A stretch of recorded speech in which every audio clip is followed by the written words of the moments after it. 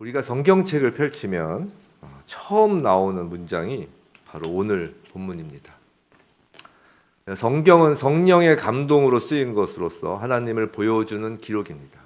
성경을 하나님의 계시라고 하는데 이 계시라는 단어 자체가 보여준다 라는 의미를 가지고 있습니다. 하나님의 계시, 하나님을 보여주는 기록, 즉 하나님은 성경을 통하여 우리에게 당신을 보여주시고 우리를 만나 주십니다.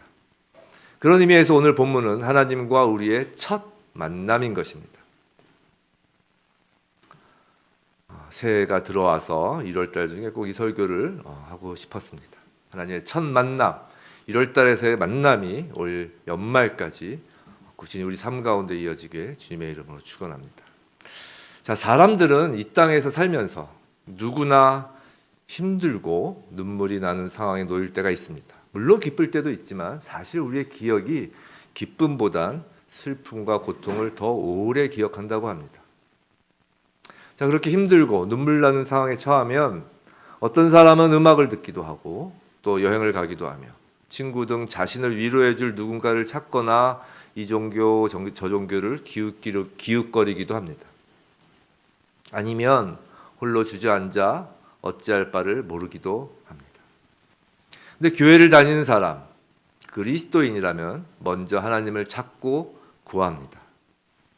그리고 성경 구절 가운데 특별히 성령의 감동으로 각자에게 주어진 말씀이 있다면 그 말씀을 통하여 다시 힘을 내곤 합니다.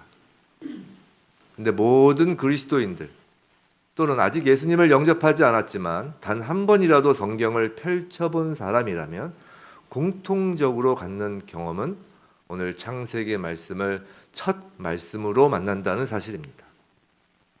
사람을 처음 만날 때도 첫인상이 적잖이 중요합니다. 하물며 인간의 전 역사 가운데 역사하시는 하나님과 각각의 인간이 만나는 첫 장면입니다.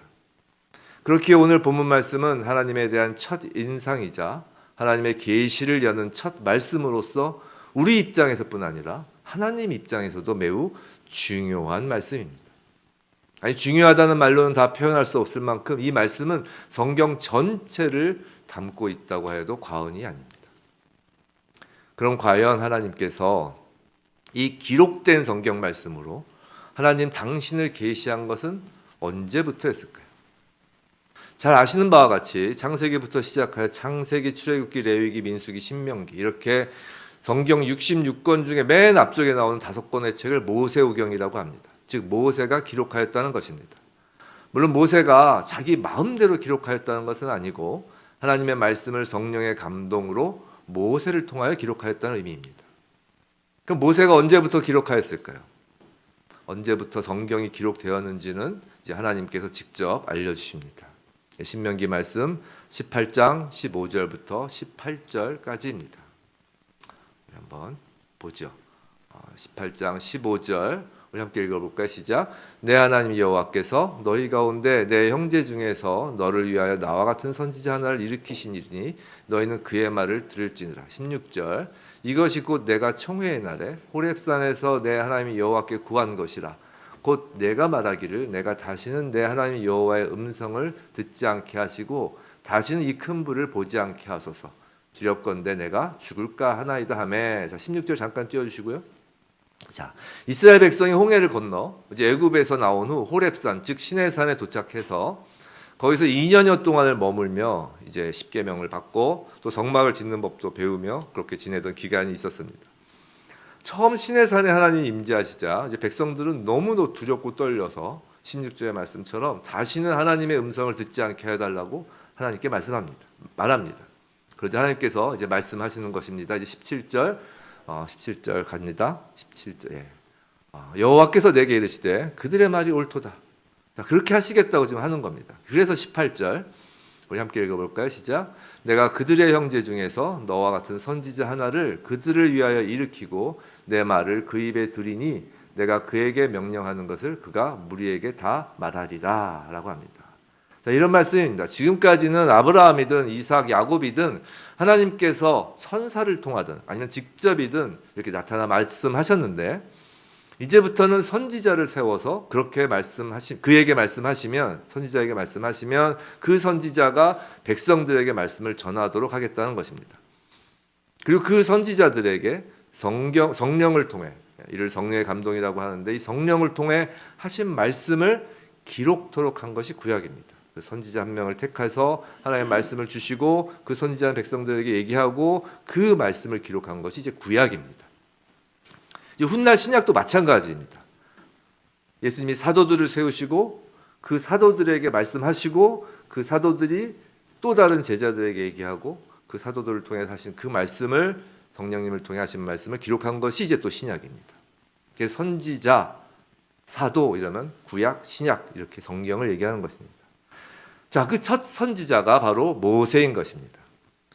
여하튼 그렇게 시내산부터 시작해서 광야 세월 40년이 끝날 때까지 모세가 하나님으로부터 들은 말씀을 기록한 것이 모세오경입니다.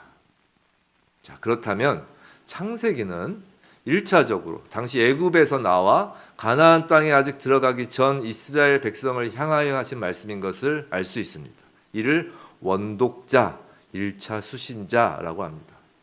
그럼 우린 누구인가요? 우리를 포함하여 당시 광야에 있던 이스라엘 백성이 아닌 그 이후에 성경을 읽는 모든 사람들을 2차 수신자라고 합니다. 그러나 성령의 감동으로 기록된 그 성경을 우리는 문자적으로만 읽는 것이 아니라 성령을 받은 자로서 성령의 인도하심을 받으며 이를 성령의 조명하심이라고 하는데, 이 성령의 조명하심, 즉 빛을 비추시는 것처럼 성령의 인도하심을 받아 성경을 통해 하나님 말씀을 받는 것입니다. 그런 면에서 그저 전달받은 구약의 이스라엘 백성과는 좀 차원이 다릅니다. 그들은 돌에 기록된 십계명으로 대표되는 돌비에 새긴 말씀을 받았지만 이제 우리는 성령이 성경 말씀을 조명하셔서 우리 마음에 하나님 말씀을 새기는 것입니다. 이를 신비라고 하는데, 신비요, 미음. 우린 그렇게 우리 마음에 새긴 말씀을 이제 품고 사는 것입니다. 이것이 예수님의 천국 비유 중 밭에 씨를 뿌리시는 비유입니다. 마음이라는 밭에 하나님 말씀이라는 씨가 심겨지는 것입니다. 하여튼 1차 수신자, 원독자는 광야에 있던 이스라엘 백성입니다. 지금 이스라엘 백성은 자신들은 물론 자신의 아버지, 할아버지, 그 이상의 소위 조상들 때부터 400년 동안 살던 애굽에서 나와 낮에 그 뜨거운 태양도, 밤의 추위도, 비바람도 피할 곳이 전혀 없는, 또 먹을 것, 마실 것도 없는 그런 광야에 있습니다. 객관적으로 눈에 보이는 것으로는 의지할 게 전혀 없는 상황입니다. 외적 상황만 광야였을까요? 그럼 이스라엘 백성들의 내적 상황, 영혼의 상태는 어땠을까요? 400년 동안 애굽에서 살았습니다. 그것도 최하층 노예로 말입니다. 뼛속까지 노예인 것입니다.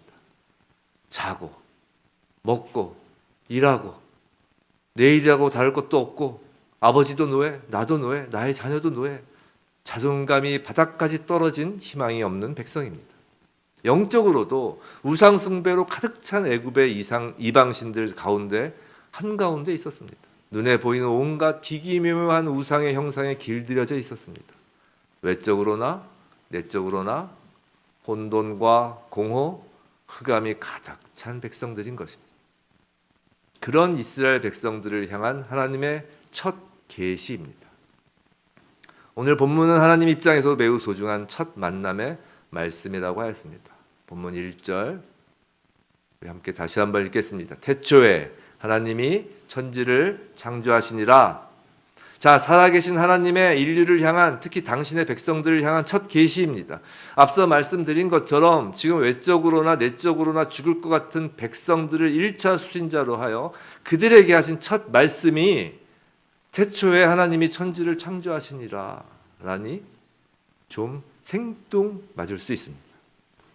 지금 삶 자체가 광야인 사람 입장에서 이 말씀이 무슨 의미가 있는 것인지 어리둥절합니다. 히브리어 원어 성경은 이렇게 쓰여 있습니다. 히브리어 원어 성경이 안 되나요? 어저께 열심히 해서 만들었는데 지금 방송 나중에 되면 띄워드리겠습니다. 히브리어는 오른쪽에서 이제 왼쪽으로 기록하는데 이렇게 히브리어는 시작합니다. 베레시트 바라 엘로힘 엣 하샤마임 윗 하레치. 제가 히브리어를 보여드리면 참 좋겠다 생각해서 어저께 열심히 사진 작업까지 하면서 넣었는데 이게 방송실에서 지금 못 찾고 있나 봅니다. 다시 베레시트 바라 엘로힘 엣 하샤마임 윗 하레치 이렇게 읽으면 되는데, 자, 첫 말씀이 중요하다고 했습니다. 그럼 첫 말씀 중에서도 첫 단어 역시 매우 중요하겠죠. 그 첫 단어가 베레시트입니다. 베레시트 태초에입니다. 벳과 에시트의 합성어인데, 벳은 단독으로 쓰일 땐 집이라는 뜻입니다. 어디서 많이 들어보셨죠? 예수님이 탄생하신 곳이 베들레헴. 근데 베들레헴의 뜻이 빵집이라는 것이고, 그때 벳이 집인 것과 같습니다. 이제 나왔습니다. 방송실에서 찾았습니다. 다시 한번 제가 읽어드렸으니까 이제 다 기억하시죠? 오른쪽부터 읽으셔야 됩니다. 한번 읽어보겠습니다. 라고 하면 이제 제가 읽어드릴게요. 한번 따라해 보세요. 베레시트 바라 엘로힘 엣 하샤마임 웻 하레치. 저도 어렵습니다. 이 히브리어는 신학생들에게도 가장 고난이도의 고비입니다. 이렇게 총 몇 개의 단어로 되어 있죠? 7개의 단어로 되어 있습니다. 그 앞에 지금 맨 앞이라는 게 우리나라 말하고 어순이 다르니까 맨 그 오른쪽에 있는 거예요. 그러니까 베레시트를 지금 말씀드린 겁니다. 베레시트.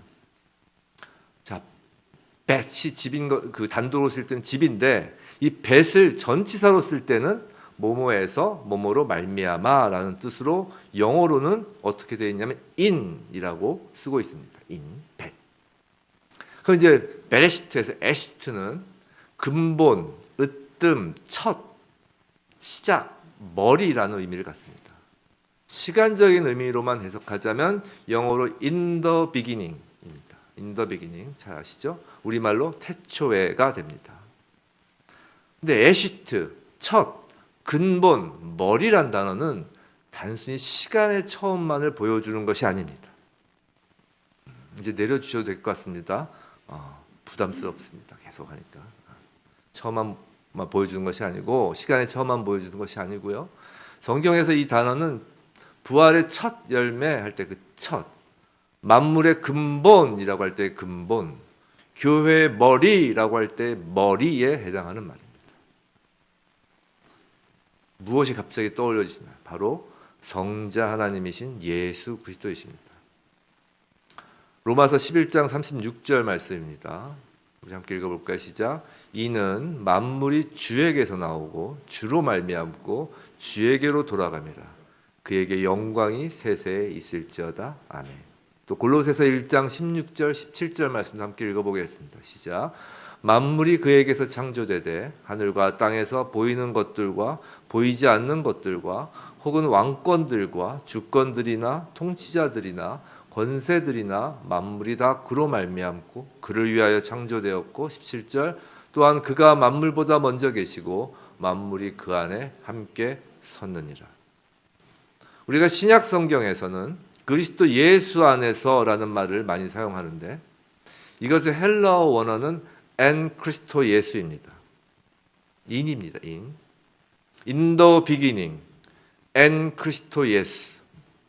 천지의 창조는 예수 그리스도 안에서 시작된 것입니다. 그가 만물보다 먼저 계시고 만물이 그 안에 함께 섰느니라. 골로새서 17절 그 말씀처럼 예수 안에서 시작되는 것입니다. 요한계시록에서 예수님은 당신을 처음이요 마지막, 알파요 오메가라고 하셨습니다. 천지의 시작도 예수 그리스도로부터 나왔고 성경의 첫 문장을 여는 말씀도 예수 그리스도인 것입니다. 그럼 예수 그리스도가 천지 창조의 시작이라는 것은 무슨 의미를 담고 있을까요?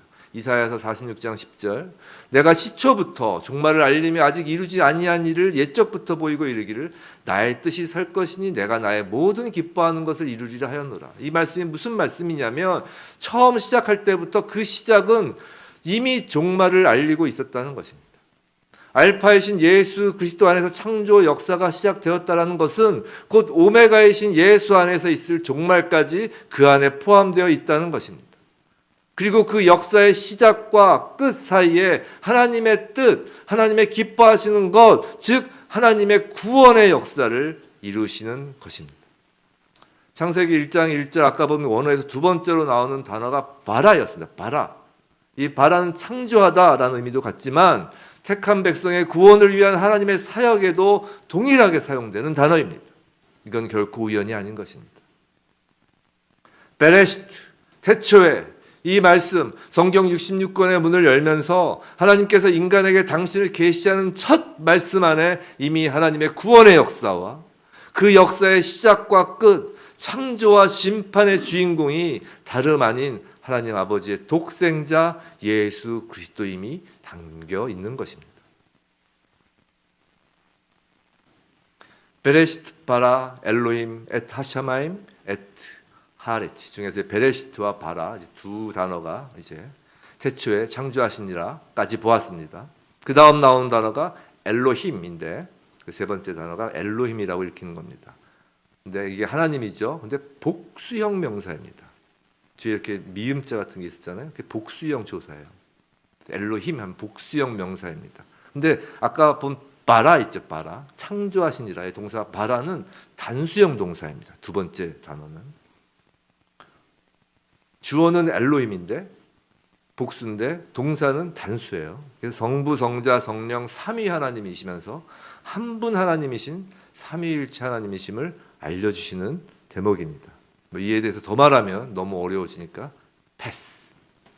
그리고 나오는 단어가 천지에 해당하는 하샤마임 웻 하레치 뒷부분에 나오는 단어들입니다. 그래서 천지를 하늘과 땅이라고 보셔도 별 무리는 없습니다. 근데 이후 창세기 1장 7절 8절에서 보시면 하나님의 창조 그 기사를 보면 7절 8절에서 하나님이 궁창을 만드시고 궁창을 하늘이라고 부르시고 10절에서 묻을 땅이라고 부르시는 장면이 나오는 걸 보아서는 1장 1절에서의 천지는 일반적으로 이해하는 하늘, 땅보다 더 깊은 의미가 있음을 알 수 있습니다. 물론 이것을 우주 만물이라고 하죠. 뭐 별무리는 없지만 좀 더 깊은 의미를 한번 살펴보도록 하겠습니다. 그래서 하늘을 히브리어 원어에서는 지금 천지할 때 천은 우리 한자말로 천이었잖아요. 그 하늘, 그 히브리어 원어에서는 복수형으로 쓰고 있는데 이렇게 복수형을 쓸 경우에는 눈에 보이는 하늘 너머의 영적 존재들인 천사들이 하나님의 영광을 매일 보며 거하는 그 영적인 세계를 의미합니다. 그 땅 역시 이제 복수형으로 쓰는데 우리가 발붙이고 사는 이 지구뿐만이 아니라 넓게는 물질 세계 전체를 의미합니다. 그 다음 2절을 보면 더 확실히 알 수 있는데 본문 2절에 땅이 혼돈하고 라고 합니다. 이 땅이라고 지금 번역되어 있지만 원어에서는 정관사가 붙어 있어서 바로 그 땅이라고 되어 있습니다. 바로 그 땅입니다. 그러니까 태초에 하나님이 천지를 창조하시느니라. 그런데 그 중에 바로 그 땅에 관해서 이제부터 하나님이 말씀하시겠다는 것입니다. 성경은 하나님께서 창조하신 것으로서 하늘과 땅 중에서 땅에 관한 말씀인 것입니다. 그런데 이후에는 무트로서의 땅뿐만 아니라 우주의 해, 달, 별의 창조에 대해서도 말씀하십니다. 즉 여기서 그 땅이란 물질 세계 전체를 의미하며 하나님이 창조하신 것 중에 영적 세계가 아니라 물질 세계에 관해서 하나님께서 그 시작부터 끝까지를 말씀하시는 것이 성경이란 것입니다. 성경은 영적 존재인 천사들을 하나님이 어떻게 창조하셨는지에 대한 언급이 전혀 없습니다. 영적 세계에서 도대체 무슨 일이 벌어졌는지 아주 조금 시와 비유로 성경 여기저기에서 살짝 비춰주시기도 하지만 우리 인간에게 구체적으로 알려주지 않으십니다.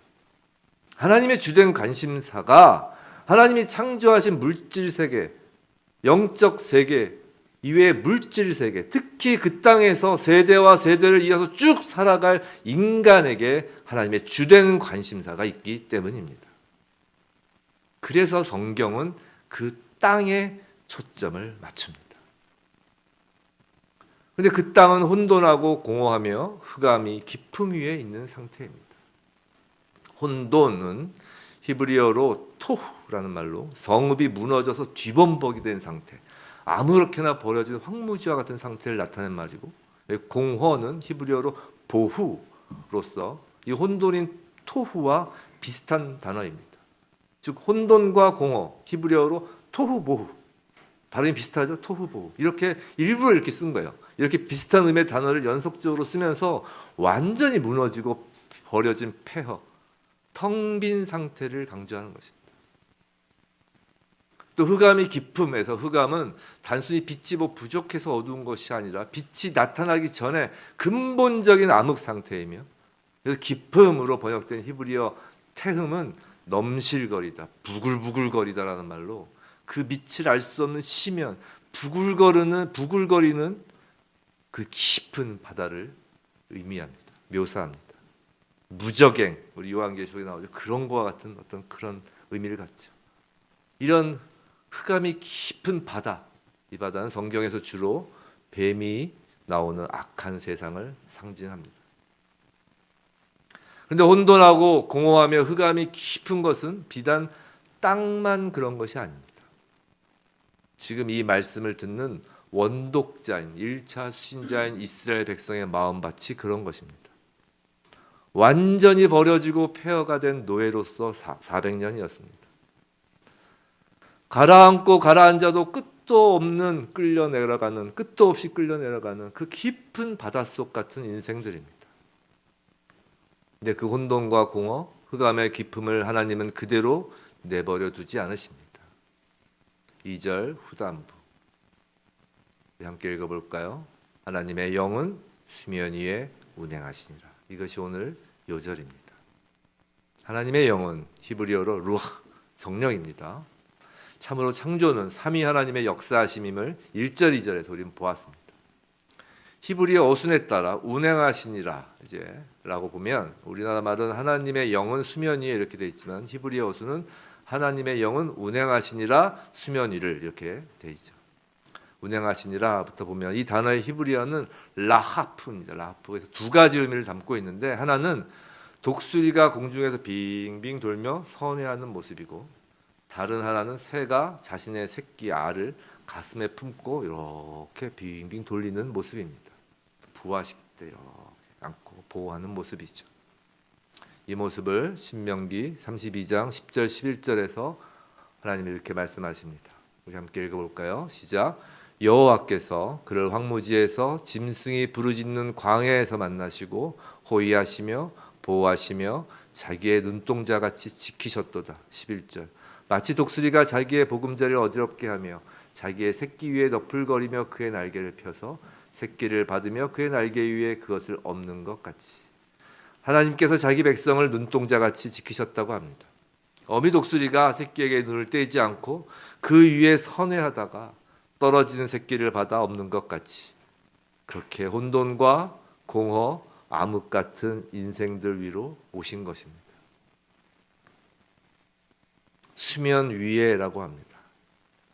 오늘 어려운 히브리어 원어에 관한 말씀을 들으시느라고 좀 힘드셨을 것입니다. 오늘 이제 마지막 히브리어입니다. 수면 위에. 왜냐하면 번역만으로는 이제 하나님의 마음을 알기 어렵기 때문입니다. 원어에서는 그냥 물들 위에라고 되어 있지 않고 물들의 얼굴 위에라고 합니다. 성령께서 얼굴과 얼굴이 직접 맞닿듯이 가까이서 눈을 떼지 못하고 운행하시는 겁니다. 완전히 무너지고 황폐한 깊은 흑암과도 같은 그 땅을 향한 하나님의 사랑입니다. 그 땅, 그 마음밭, 완전히 무너지고 황폐한 깊은 심연 속에서 빠져나올 수 없는 절망 속의 백성들과 얼굴을 가까이서 맞대어 보고 싶어 하시는 하나님이십니다. 성도 여러분, 거듭난 우리를 향해 하나님은 새 피조물, 새 창조라 하십니다. 하나님의 창조는 하나님의 능력과 위엄을 약하고 불완전한 피조 세계에 자랑하듯 드러내시는 것이 아닙니다.